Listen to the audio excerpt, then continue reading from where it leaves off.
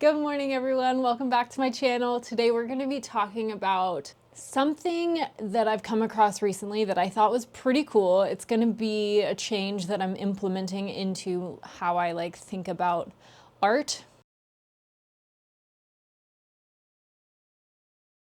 Okay, backstory. If you're new to my channel, you don't know this. If you're not new to my channel, you already know this. So sorry for the redundancy, but one of the things I'm focusing on this year is color and essentially adding more vibration to my colors. So instead of being rigid and just following a photograph perfectly, which has served me well so far in order to kind of get more familiar with color matching and all of the things. It's a good tool when you're growing, but at some point you kind of realize that you want to be better than photos. I came across a video that actually basically inspired me to just reorganize how I think about art and color.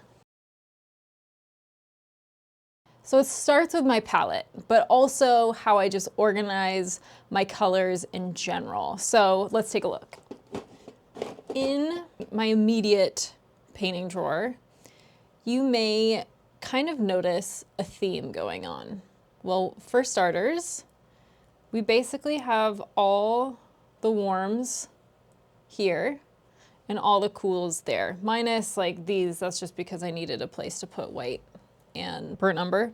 That's my first level of organization, is separate by cools, separate by warms. From there, I've also organized it where the complementary color is as close to opposite as I could get it with how I laid out. So reds across from greens, we have blues kind of across orange, and then purples across from yellow. So where does this carry over onto my palette? So I don't have all the paints out yet on my palette, but what I'm essentially trying to plan on doing is do the same thing where I'll have essentially red, orange, yellow, and then blue, green, purple. And then from there, be across from each other. So here you can see red. On that side, I would put green. There's my purple, and then there's yellow.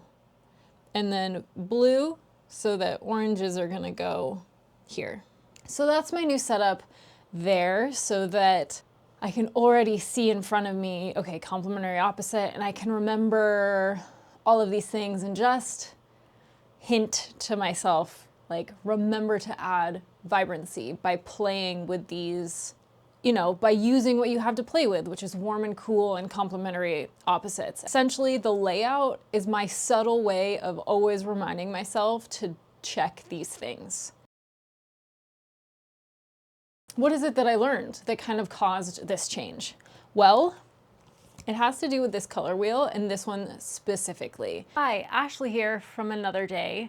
I had to refilm this a little bit just to clarify because it was, I don't know, I didn't explain it that well the first time, so I'm recording it again so that it makes more sense. So essentially there are 4 ways that you can move on this color wheel to increase this vibration in your colors when you're painting. X-axis is moving out from the center. Y-axis is moving around.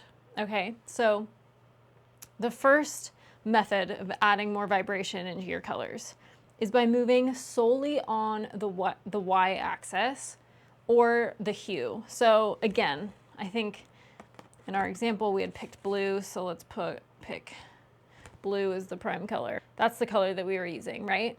So if you're gonna add vibration, you can work on the Y-axis and just move back and forth this way, and it's the same value, but just slightly different hue, okay? The second method is by working on the X-axis. So in this one, you're changing the value ever so slightly and the saturation. That's another way to add vibration. The third method is by starting from your main color and you're doing a little bit of all of it. So you're kind of jumping around and squiggling everywhere, and so you're adding a little bit of different hues and a little different values and saturation. The last one is by adding tension to your main color. You do that by adding the complement, so that will be, let's get it all set up. So that will be this color, and you're not going the equal and opposite. You're just gonna pick something like right in here, a lower value, lower saturation, and just wiggle it around. So you're like doing a little wiggle up here and a little wiggle down there at the same time. And that adds tension color.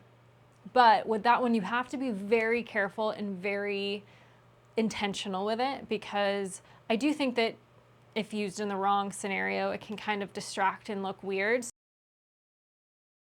Think of the color wheel, this one specifically, as it passes through grays, as like distance that a color has to travel. I get it, the diameter of a circle is the same, but again, just bear with me. Say that like traveling complementary colors is the furthest distance you can go, okay? If you're up here, if you travel all the way to orange, it's gonna look really weird. Now that could be a stylistic choice, but just for the sake of this argument, we're talking about realism and really getting that realistic vibration. That's too far of a distance to travel. Before I get to this punchy, pure color, I have to travel through all of these grays, and I should try maximizing that. So the other thing you can do to add vibrancy is take some of the surrounding colors. But because it's so much closer to your main source color, you can go a lot further. So now, because it's closer, you can travel through some of these grays and make it higher up to this blue-green. And it can almost be the same saturation as your source color or local color, because you're not traveling as far as you would if you were going all the way across. You can also take in the effect of warm and cools, and even in, say like lights tend to be warm, but even in those lights, you can pick an even warmer version and a cooler version of those lights, just as shadows can have like warmer shadow and an even cooler shadow. So it doesn't need to be just as simple as, oh, warm and cool. You can add a lot of vibration and dynamic changes to your color by, in the light itself, playing with, this is a warmer light, this is a cooler light, but it's still light. And the shadows, this is a warmer shadow, this is a cooler shadow, but it's still a cool shadow. Hopefully that's making sense. The other thing that's really cool about thinking about color this way is that I think you start to learn the power of suggesting colors. You would think if I see something that's green, it has to be green, but that's not necessarily how our brains work. Our brains see the direction that the color goes. So you can get green without putting a really punchy green down. You can suggest it by staying in these grays, and that was coming from, you know, something that was red. So again, you're down there, so you don't travel as far. But I don't know if this makes sense. It did to me. And so that's why I wanted to share it with you, because to someone who thinks abstractly like I do, maybe it'll make sense. But the other thing that I've been learning is just how much color is in shadow. From someone who basically started from zero on this art journey and has attempted to teach myself through all the tools under the sun, I've kind of gone through all of these stages. I've gone through copying other people's art to teach myself. I've gone through copying photographs to teach myself how to paint more realistically. And again, one of the downfalls with photos is how much color is either lost in the lights and or the shadows. So going through this whole process of now asking myself, all those plein air painters, how do they get it to look so real? And what is it that I'm actually seeing when I'm out in real life that makes it look real versus a photo? And I really do think it comes down to just the right color, adding more color and less of a deep value in shadows. If you're interested, one of the best tools I've actually come across for learning color is animators, even more so than classical oil painters or people that are really good with oil painting. I have found people that are in digital animation are so good at understanding color.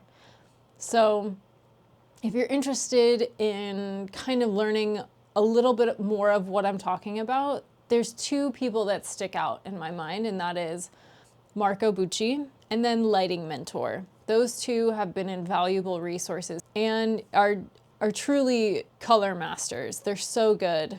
Hopefully you learned something from this video as well. I'm happy to share anything that I learn along the way, and this is something that I'm taking into 2025 with me and trying to implement slowly into all of my paintings. But I'm really excited to see where it leads me and yeah, what comes from studying color in this new way. So, as always, thank you so much for joining, and I can't wait to see you in the next one.